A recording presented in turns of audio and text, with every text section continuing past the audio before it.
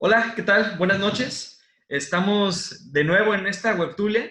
El día de hoy, bueno, está como siempre nuestro queridísimo Alan Matthew. Buenas noches. Y bueno, así también tenemos de invitada especial el día de hoy, tenemos a Marisol Torres. Es politóloga por el ITAM y ha participado en varios proyectos de investigación en temas varios de política, especialmente en temas de seguridad. ¿Qué tal, Marisol? Gusto en tenerte por acá. Buenas noches, igual, mucho gusto y gracias por haberme. También, ¿qué temas tenemos hoy, Bertón? Bueno, hace unos momentos, justo el Reforma acaba de publicar que José Antonio Yepes, conocido por todos como El Marro, y del cual también ya tuvimos una discusión muy interesante en nuestro programa del Estado en tus oídos, que está en nuestras redes sociales y los invitamos a escuchar, fue vinculado a proceso. Entonces, esto es un parteaguas muy importante que nos da pie para analizar el contexto de los cárteles en el país y asimismo la estrategia que hay de seguridad para enfrentar a los cárteles. Entonces, por eso es importante la invitación de tener aquí a Marisol, que es una persona que ha colaborado ya en proyectos de seguridad, que tiene experiencia en el tema. Y pues bueno, adelante Marisol, podemos empezar a charlar contigo y a partir de ahí desarrollamos la discusión. Vale. Muy bien. Bueno, me gustaría dar como un contexto de cómo está la situación actualmente. Nos encontramos en uno de los puntos de los años más violentos de la historia de México desde 1990. Tenemos una tasa de homicidio de 27. Esto quiere decir que por cada 100,000 habitantes hay 27 homicidios. Y esto es aún más alto que la que teníamos en 2011. Si se acuerdan, ese fue el año más violento, que había balaceras, pues mucha violencia, ¿no? Y aún así, o sea, ya lo superamos como por 5 puntos. ¿Y a qué se debe esto? Mucho es a la proliferación. O sea, actualmente, bueno, publicó un artículo donde decía que en el país teníamos alrededor de 80 células criminales.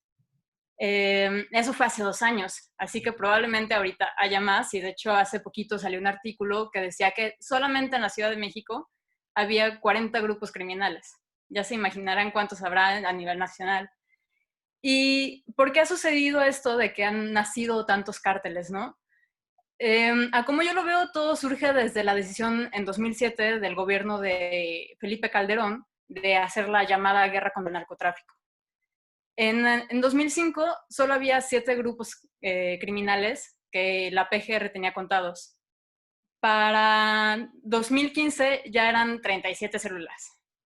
Y la estrategia que Calderón decidió tomar y que siguió el gobierno de Enrique Peña Nieto, y que a pesar de que AMLO ha dicho desmarcar como de la estrategia de los gobiernos anteriores, o sea, de seguridad ha seguido la misma estrategia ¿cuál es? Descabezar los cárteles. Es decir, agarrar a los grandes capos y de esta manera creer que va a desaparecer esta estructura, ¿no? Y lo que sucede es totalmente lo contrario. Se descabezan a la estructura y lo que sucede es que no es claro quién va a tomar el liderazgo dentro de la organización, y entonces que genera el resquebrajamiento. Y entonces, el claro es el cártel de los Beltrán Leiva. Ellos comenzaron trabajando para el cártel de Sinaloa. En 2008 se pelean y se separan. En 2010 bueno, se dividen, por un lado el cártel de la Barbie y el cártel que se renombró Pacífico Sur va por otro lado. Y luego agarran a la Barbie en agosto de 2010 y de ahí surgen como otros 5, está la Barredora, los Pelones, el cártel independiente de Acapulco. O sea, fue así una división total del cártel, ¿no? Y también, pues, está el ejemplo que viene a tema con la captura del Marro, que fue el cártel de Santa Rosa de Lima, el cual dirigía el cártel del Marro. Y este grupo surge hasta 2014. Surge en la localidad de Santa Rosa de Lima, por lo cual se llama así. Y ellos lo que hacen es dedicarse al huachicoleo, es decir, a robar combustible de los ductos de Pemex. Y pues es ahí cuando se meten en disputa con el cártel Jalisco Nueva Generación, que pues es ahorita el cártel como más fuerte a nivel nacional, que es identificado como el grupo criminal más rico y poderoso a nivel mundial. Y bueno, y este cártel aparte se pelea con todo el mundo, se pelea con la familia michoacana, se pelea con el cártel del Marro, se pelea con la línea, o sea, se pelea también con el cártel de Sinaloa. Y entonces, pues realmente tienes a muchos grupos que ya ni sabes, o sea, como a cuál tirarle, que si sigues descabezando es como la hidra que te va a salir de otras 3 cabezas. Este, y pues es como cuestionar un poco esta estrategia, ¿no? De, pues si ya vimos en los últimos 13 años que no ha funcionado, ¿por qué seguimos con la misma estrategia? Bueno, Y bueno, también a tema de la pandemia, pues hemos visto que han entregado despensas, o sea que lamentablemente están llenando estos vacíos que deja el Estado. No es que simplemente llenarlos, hay una capacidad por parte del Estado. claro. Entonces, pues lamentablemente surgen estos grupos, pues a capturar como esa la ciudadanía. De acuerdo. No, pues está interesante esta descripción que realizas sobre, y además esta metáfora muy interesante sobre la hidra, ¿no? Que cortas una cabeza y salen dos, y entonces es incontrolable. Y creo que también la analogía para describir el fenómeno es de un monstruo, ¿no? Es un monstruo mitológico muy grande, es muy difícil como de domar o de controlar. Y que creo que se ha ido complejizando con el paso del tiempo. Digo, hay también ciertamente, al menos en el mosaico popular, poca literatura al respecto, o a lo mejor ya hay mucha, pero al menos esto es de entrada lo de Anabel Hernández, ¿no? Los Señores del Narco, el segundo libro El Traidor, en donde te describe o hace un intento por describirte cómo inició toda esta, incluso diría trágica historia de nuestro, como parte de nuestra sociedad como mexicanos, que es el narcotráfico. Antes existía esta única familia, ¿no? Esta única, porque de hecho todos empezaron siendo familiares, ¿no? Este gran cártel Guadalajara, que se llama incluso, hasta ya hicieron una serie de Netflix relativa al tema, o sea, de tan popular que se ha hecho esta historia que es tragicómica, ¿no? El cártel de Guadalajara, que tiene sus decisiones, evidentemente este traumático episodio de lo de la gente de la DEA, Camarena, que es secuestrado, torturado, se desata toda una persecución, el foco del narcotráfico por primera vez luce a nivel nacional e incluso mundial, y a partir de pleitos entre diferentes cárteles yo identificaba, según 7 grandes organizaciones, ¿no? La del Golfo, la de Sinaloa, la de Juárez, ¿cuál me falta? La de los Arellano Félix es la de Tijuana, ¿no? Tijuana. Luego los Beltrán Leiva, en fin, y posteriormente, ya como tú bien mencionas, lo de la llamada, o mal llamada, ya ni sé, guerra contra el narco, donde se descabezan a los, digamos, a los grandes capos de cada organización y luego se dividen en dos, entonces ya es un monstruo incontrolable. Yo te soy sincero, les soy sincero, soy desconocida de la existencia de este famoso ya cártel de si los medios de comunicación no ponen luz sobre ese asunto, yo ni enterado de que existía. ¿Cuántas otras organizaciones no existirán a lo largo del territorio nacional que hacen invivible o que hacen la vida cotidiana, ¿no? Porque hay 3 entes, ¿no? Digamos, el grupo criminal, el otro grupo criminal con el que están enfrentados y evidentemente la autoridad que también tiene esa difícil mediar a través de la violencia, del legítimo uso de la violencia, como decía Max Weber, en contra de estas organizaciones que tienen muchas veces mayor poder o mayor, no sé cómo decirlo, mejores armas, mayor fortaleza en el combate, ¿no? Es hasta lamentable. Y como bien aquí concluiría, salvo lo que nos pudiera decir Bretón, si quiere contradecirme o seguir la idea, es el asunto de del Estado mexicano, cómo a lo largo de los últimos 30 años ha fallado en ocupar los espacios que debe de tomar. Obviamente abanderado con la legalidad, pero incluso ya vemos cómo este sector, digamos, minoritario, que es de los grupos delincuenciales, el crimen organizado, ya no está en su capacidad operativa, en su fortaleza violenta, sino también en esto que ahora estás comentando tú, ¿no? Lo de las entregan despensas, hasta ya hacen política de desarrollo social. Sí, increíble, ¿no? ¿Tú qué opinas, Bretón?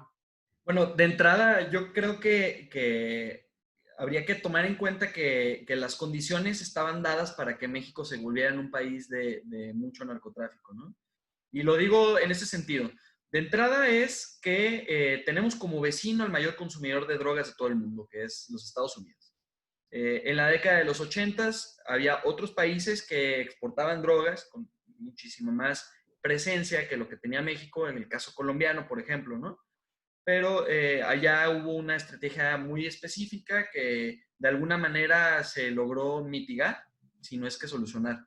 En cambio, en México se aprovechó esa cercanía que tiene con los Estados Unidos, pero al mismo tiempo ese vacío que tiene en el tema del Estado de Derecho, ¿no? Al mismo tiempo que también los gobiernos mexicanos, pues, habían sido históricamente concebidos como gobiernos frágiles, por no decirles corruptos, ¿no?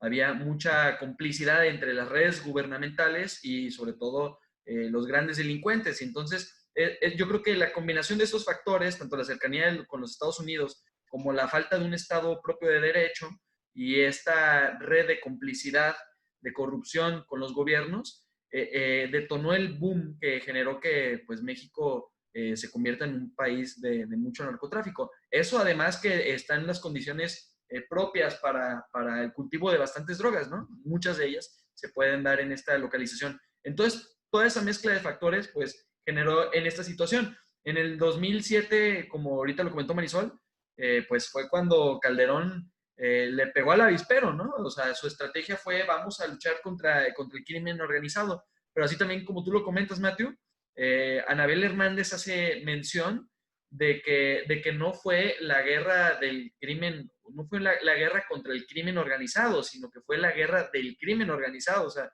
como si el mismo gobierno de Calderón fuera parte o tomara parte dentro de un cártel en específico. Se ha mencionado de que la cercanía que ha tenido con el cártel de Sinaloa.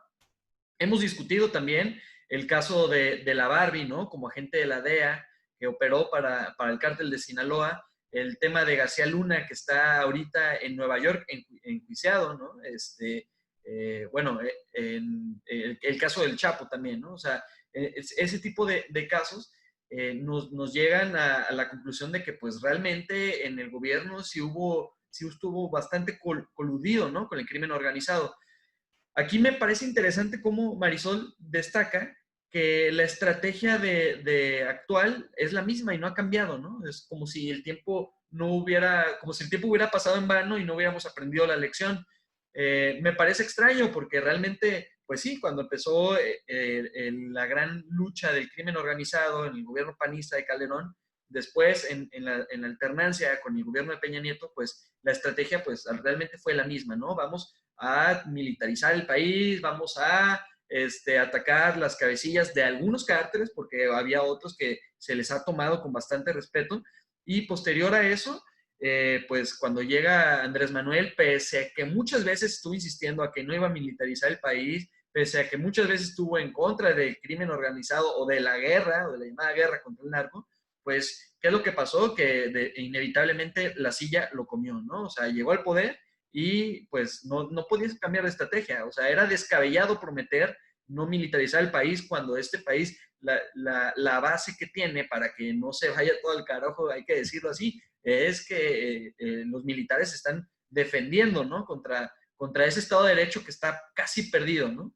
Entonces, creo que la combinación de todos esos factores es la catarsis ideal para que el crimen organizado opere con esa no sé si tranquilidad, pero por lo menos con esa flexibilidad con la que opera en este país. Y bueno, sí estoy de acuerdo que esa estrategia de ir, atacar al capo, abatirlo o encarcelarlo, pues lo único que ha generado es la posibilidad de que por cada cabeza que tú cortas, justo como la metáfora de Marisol, pues emergen otras 3 cabezas, ¿no? Y eso lo hemos visto un sinfín número de veces. A ver si no nos toca verlo ahora también con lo del Marro. Vamos a ver qué es lo que ocurre con el cártel de Santa Rosa de Lima, que se habla que quien actualmente dirige ese cártel, ahora con el Marro ya enjuiciado, es el papá, a quien hace unos días lo agarraron y lo tuvieron que volver a soltar por falta de, pues, que lo que siempre ocurre también, ¿no? Que existe la poca, pues, la poca vocación que hay en México de investigación, y eso genera que los proyectos, al final de cuentas, al menos legales o los argumentos, queden destruidos frente al ministerio o frente a cualquier juez que puede sacar a cualquier capo de la cárcel. Entonces, creo que la situación es muy compleja y pues estamos muy lejos de estar en una situación ideal, o por lo menos la que se buscaba con este cambio que tuvo una amplia mayoría en el 2018, ¿no? Con con un gran margen de votación que ganó Andrés Manuel, pues el cambio realmente en temas de seguridad no ha llegado. Entonces, a mí me llama la atención y quisiera como ponerlo sobre la mesa, si lo que las recientes detenciones forman parte de un endurecimiento de las estrategias de Andrés Manuel contra el crimen organizado, o si también podemos ver dentro de otros tipos de estrategias como el follow the money, que llaman el seguir dinero a través de la unidad de inteligencia financiera, como una alternativa a combatir el crimen organizado. ¿Cómo la ven, colegas politólogos? Pues no sé si sea un endurecimiento, quizás yo lo vería como no le quedó mucha opción, porque para empezar la seguridad ha estado en el primer lugar de las preocupaciones de las personas, ¿no? ¿Y qué haces como con todos estos cárteles que ya existen? Que digo, Andrés Manuel lo que hace es abogar como, bueno, es que ya esto me lo entregaron, ¿no? Y no es mi culpa. Pero creo que ahí sí debería de cambiar un discurso de, bueno, pero ¿qué haces con eso, no? Ya te lo entregaron así, pero tú estás aquí para dar respuestas a los problemas que ya hay. Y también no sé qué tanto es utilizar este recurso, que es de las instituciones como con más credibilidad y confianza del país, que son las Fuerzas Armadas. No sé, ¿tú qué opinas, Matthew? Pues yo sí identifico que la estrategia de combate directo permanece.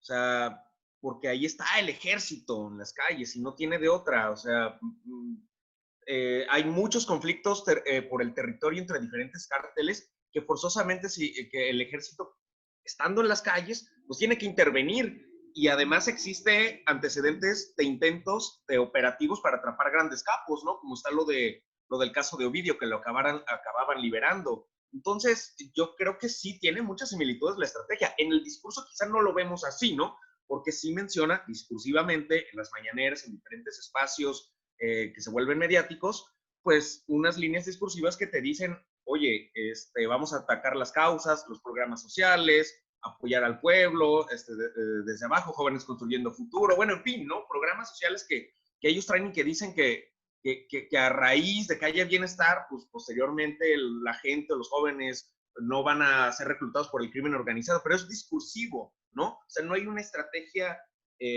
tampoco se pide que te digan cuál es la estrategia en una mañanera, ¿no? Pero sí se pide que exista claridad al menos y que te den resultados. Y los resultados los vemos pues terriblemente, ¿no? Tú lo acabas de comentar en la introducción, Marisol, el tema de que es el año más violento desde que se tiene registro reciente, ¿no? Entonces, sí, coincido, pues, me parece que no veo un cambio drástico de un sexenio a otro.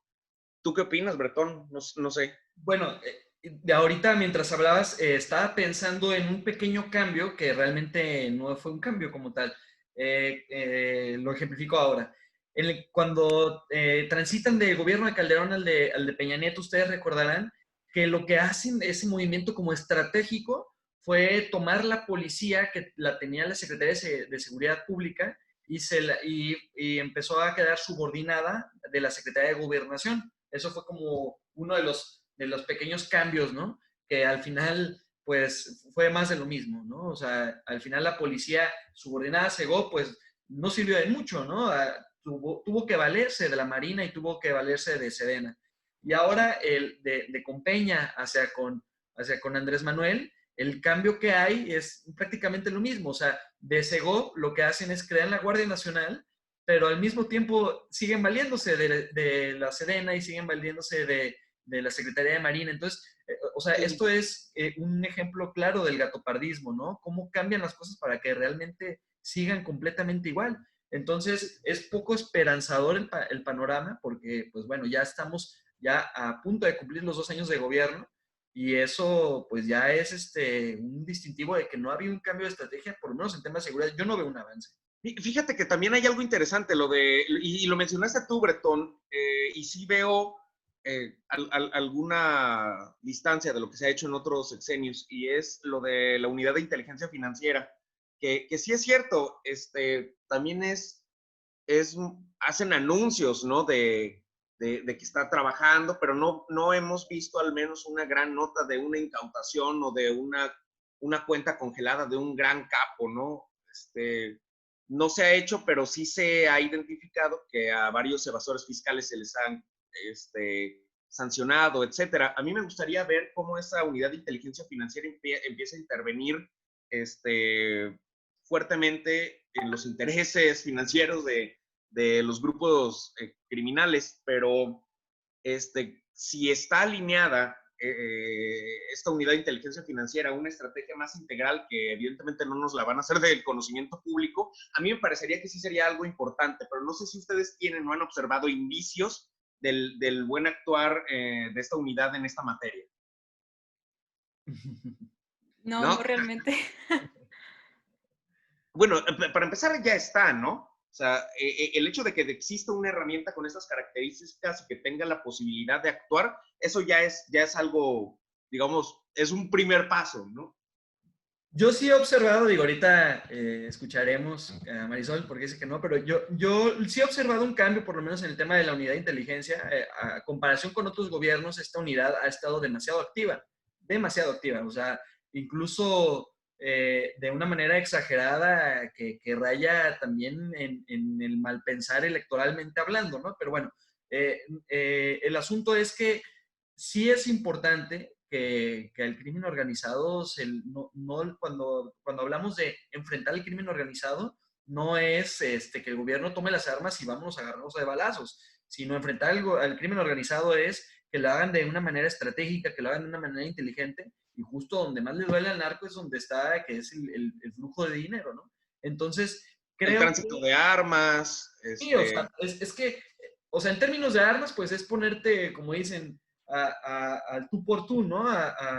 Pues, o no, sea, pero no comprar más armas, sino identificar de dónde provienen su compra, su equipamiento y todo eso, y desde ahí atacas, ¿no? O sea, es cambiar la visión de la estrategia, yo quiero pensar. sí, debería de ser así, debería ser cambiar la visión de la Preventivo. estrategia. Lo que sí veo también es que la unidad de inteligencia financiera ahorita es un ente que no es demasiado fuerte. Sí tendría que llegar, y se habla en los medios de que posiblemente en el próximo periodo ordinario, que está a punto de iniciar en el siguiente mes, vendría una propuesta de reforma para que la unidad de inteligencia tenga un poco de más dientes. Porque luego también, ya lo hemos discutido en otro espacio, Matthew, cómo Sí. ha sido la relación que hay entre la unidad de inteligencia y la fiscalía, ¿no? Que por un lado una está incautando cuentas, ¿no? Y congelando, y por el otro lado la otra, pues marcha a su propio paso, pues al final de cuentas es un ente autónomo. Sí. Pero ¿tú cómo ves a la unidad, Marisol, como parte de esa estrategia contra el crimen organizado? La verdad, de la unidad conozco poco, pero estoy de acuerdo con que se tiene que tener una estrategia de inteligencia, o sea, justo como decías, ¿no? De darles al bolsillo. Y también esta parte de coordinación entre instituciones, ¿no? O sea, que colaboren en conjunto con la fiscalía. Pero también me gustaría poner otra estrategia como en la mesa, que se ha hablado pues en otros países también, que es la legalización de las drogas, ¿no? O sea, que creo que es algo que sí se ha planteado en el Congreso, pero que no se ha llevado realmente a discusión. Y es esta parte de, bueno, o sea, ¿cómo rompes con esos mercados negros que ya existen? Y una forma es legalizarlo, ¿no? Y regularlo también. O sea, que también es una forma de evitar, pues, problemas de sobredosis, porque realmente esto se da por una mala calidad de la droga, ¿no? Y entonces, o sea, estoy de acuerdo en que está la parte de inteligencia, pero también, pues, como cambiar el enfoque de que sea algo de seguridad, un problema de seguridad, a que sea un problema de salud pública, que es mucho más barato de tratar, haces campañas en contra de el consumo de drogas y atiendes a los que ya son drogadictos o quienes se vuelvan drogadictos, en lugar de estar sacando a los militares a la calle, estar comprando armas, estar matando gente. O sea, creo que en cuestiones de vidas y de costos económicos sería mucho más, una estrategia mucho más pensada, ¿no? Claro. Y también, o sea, entiendo que el crimen organizado no se dedica nada más a las drogas. Digo, hay trata de blancas, hay extorsión, o sea, hay muchas otras actividades, pero al menos acabas con una parte del problema. De acuerdo. Fíjate que hay una, digamos, un factor diferenciador siempre en toda estrategia, cuando te pones a prever, ¿no? ¿Qué es lo que va a pasar? O sea, una estrategia bien integrada tendría que ir, considero yo, teniendo en cuenta justo eso, ¿no? El factor salud, ¿no? El factor cómo el problema del narcotráfico afecta principalmente desde una visión planteada como salud pública. Segundo, el tema financiero, ¿no? Que es cómo identificas de dónde provienen las fuentes principales de ingreso de los principales capos, dónde están los paraísos fiscales, dónde están reinvirtiendo el dinero, porque hay mucho de ese dinero ilícito que se vuelve lícito con empresas que quieren crear a través del lavado de dinero. ¿Cómo identificas, por ejemplo, una estrategia cuando le vas a llegar a un capo, esa por la parte ahora de seguridad, del combate bruto, digamos? ¿Cómo tú identificas patrones de comportamiento de los grandes capos si es que tienes identificado dónde están transitando, dónde están viviendo? ¿Cómo puedes hacer operativos en donde no dispares una sola bala? Y por otra parte también visto desde el punto de vista social, ¿no? ¿Qué oportunidades les estás dando a la sociedad respecto a una educación universal, respecto a un ingreso mínimo vital, pudiera ser, respecto a diferentes cuestiones que pudieran garantizar que no tengas una sociedad fragmentada, un tejido social vulnerable que permita que todos los jóvenes se vayan al crimen organizado, ¿no? Es decir, todo esto se tendría que ser, creo yo, desde mi punto de vista, eh, una cuestión de política pública integral para solventar el problema de la paz en México, digamos, ¿no? Entonces, no siento que sea así, yo siento que es, honestamente, mucho discurso lo que hemos escuchado y veo que la estrategia, que sí existe, tenemos que decirlo, pero que la estrategia no ha cambiado mucho de otros sexenios, como bien lo planteamos. Sí, y creo que es importante también este punto donde Marisol está haciendo énfasis en el tema de la legalización. Realmente es un tema que no se está discutiendo en la agenda pública y debería estar, o sea, bueno, se ha discutido en las aulas, se ha discutido en muchos foros, pero no está donde tiene que estar, que es en el Congreso, ¿no? Ahí es donde debe estar el debate y pues actualmente no está y ayudaría muchísimo, ¿no? Eh, sí, estaría interesante, si me lo permiten, tanto Matthew y Marisol, hacer una especie como de síntesis, digo también breve, porque pues el tiempo no lo va a permitir tanto, de cómo es la situación actual de los cárteles y sobre todo, dicen que no es muy bueno jugar con el futuro, pero ¿cuál es la visión que tienen de cómo podrían estar en un futuro, ¿no? O sea, si hubiéramos tenido esta conversación hace unos 10 años, quizás alguno de nosotros hubiera dicho, pues bueno, yo creo que el cártel de la familia michoacana, pues no tarda en desbaratarse, ¿no? O sea, ahora creo que hay bastantes botones de muestra de algunos cárteles que, pues, terminan desbaratándose, que se fragmentan por completo, otros que se convierten en células, pero bueno, me gustaría, como escuchar ahí qué noción traen de los cárteles actualmente, porque yo desde mi entendido los dos más fuertes es el de Sinaloa y el cártel Jalisco, ¿no? Pero ¿qué ocurrió con los Zetas? ¿Qué ocurrió que ocurrió con muchos otros cárteles que estaban sonando e incluso que está relacionado con varios territorios del país que actualmente ya bajaron las aguas, ¿no? O sea, ya territorios como Tamaulipas, Coahuila, ya no son tan problemáticos y emergieron nuevos territorios pesados como ahora Guanajuato o Jalisco, Nayarit, de esta zona más o menos. De acuerdo. Bueno, como ya al parecer nos está marcando tiempo restante, poco tiempo restante de la aplicación de encuentro virtual, yo creo que me gustaría, salvo tu mejor opinión, Marisol, para como eres nuestra invitada estrella, si tú pudieras concluir. Entonces, yo brevemente hacer una conclusión. Yo creo que problema que tenemos del crimen organizado no es privativo de México, tiene que ver con, es un tema principalmente que afecta a América Latina, ¿no? O sea, uno de los grandes temas que tenemos en las sociedades modernas del siglo XXI es la seguridad, ¿no? Y lo vemos en el Oriente Medio con fundamentalismos, con terrorismo, lo vemos en Latinoamérica con el problema del narcotráfico que ha agudizado, cómo se está disputando el uso de la violencia, el monopolio de la violencia.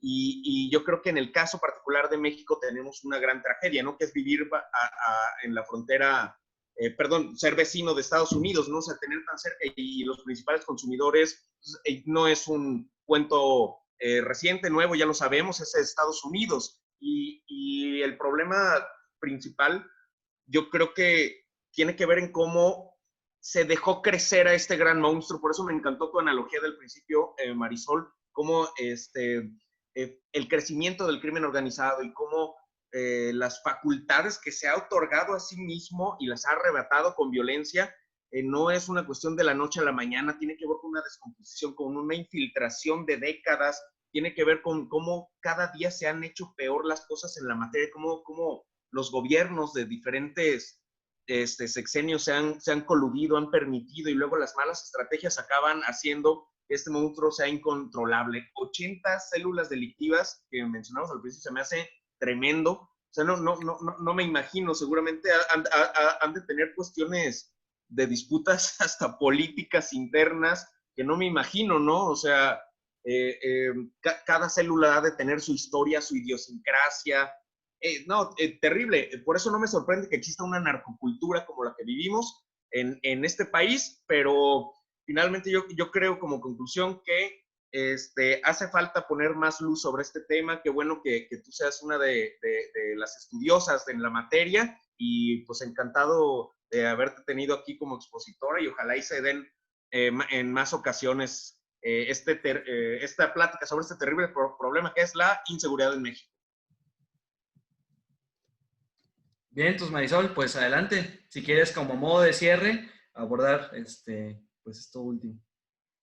Bueno, a mí me gustaría apuntar hacia dos lados. Uno, hacia el que decía Matthew de cómo hacer que los jóvenes no sigan ingresando a las filas del narcotráfico, ¿no? Creo que ese es algo que tenemos que tener bien en mente. O sea, que esto es un proyecto de largo plazo, ¿no? O sea, cómo hacer que no sea necesario para ellos, o sea, vivir, que tengan que ingresar a las filas del narco. Y por el otro, creo que el tema de la seguridad, o sea, realmente lo que importa del tema del narcotráfico es cómo evitar que la gente muera por eso, ¿no? O sea, el Estado está aquí para proteger las vidas de las personas y no lo está cumpliendo. Entonces, creo que justo eso es lo que se tiene que tener como objetivo principal. Y esto no se va a lograr si se siguen teniendo tantos cárteles, ¿no? O sea, la competencia lo que hace es que pues, se vuelvan más violentos los cárteles por las disputas del territorio. O quizás nada más lo aviento ahí como medio sugerencia, o sea, en Japón pues tienen la Yakuza, ¿no? Y lo que sucedió es que el gobierno pactó con la Yakuza, que digo, suena como una sugerencia descabellada, ¿no? Pero pues creo que dadas las condiciones, se tienen que ver formas de reducir estos grupos criminales y que no sean violentos. Pues muy bien. Pues yo creo que ya a modo de cierre, como bien lo comentabas, Matu, ya es una cosa de nada lo que nos permite ya la aplicación. Creo que hay mucho más todavía que discutir en el tema del crimen organizado y del narco. pero habrá que ver si a partir de estas como más recientes coyunturas actuales se genera un cambio, ¿no? Creo que sí es importante que se logren aterrizar distintas estrategias, un poco lo que hablábamos del tema de la unidad financiera, Matthew, pero también esta propuesta que hace Marisol, que lo que se tiene que discutir es el tema de la legalización, y a partir de eso, fijar una agenda de paz, que realmente es lo que necesita este país, ¿no? O sea, una política pública de paz, y la paz que lo abarca en muchos aspectos más, ¿no? Pero bueno, ya como a modo de cierre, Marisol, sobre todo queremos agradecerte que vengas a esta charla, a esta huertulia desde el ITAM. Ahí estamos muy agradecidos que nos hayas acompañado. Y pues gracias, Matthew. No sé si quieran decir algo más, enviar algo más. No, Pues pues muchas nada más. gracias por la invitación y gracias por darme este espacio. No, gracias a ti, Marisol. Pues ya solucionamos el tema de seguridad. Vamos a dormir tranquilos. Es un tema complejísimo, ¿no? O sea, que nos da para hablar horas y horas y pues a ver, pues mucha suerte. Ojalá y le vaya bien al gobierno, a todos los gobiernos, a todos los mexicanos, ¿no? O sea, ojalá y pronto se llegue a algo, porque sí está terrible vivir con miedo, con inseguridad. Este México pues, es muy chingón, es muy resiliente en nuestro país, entonces Sí, pues, hemos salido de muchas cosas y yo creo que vamos a salir de esta también. sí. Junto esta mezcla, ¿no? Extraña de malestares que estamos viviendo. Por un lado la pandemia, por el otro lado la inseguridad. Y bueno, pues como si no nos hiciera falta más, pues ahí viene la economía también, ¿verdad? Bueno, amigos, Ya, pues ese un sería placer. otro costal. Va que va. Bueno, pues nos vemos. Que estén Hasta muy luego, bien. que estés bien. Gusto. Hasta Saludos. luego. Todas, todos. Bye bye. Bye.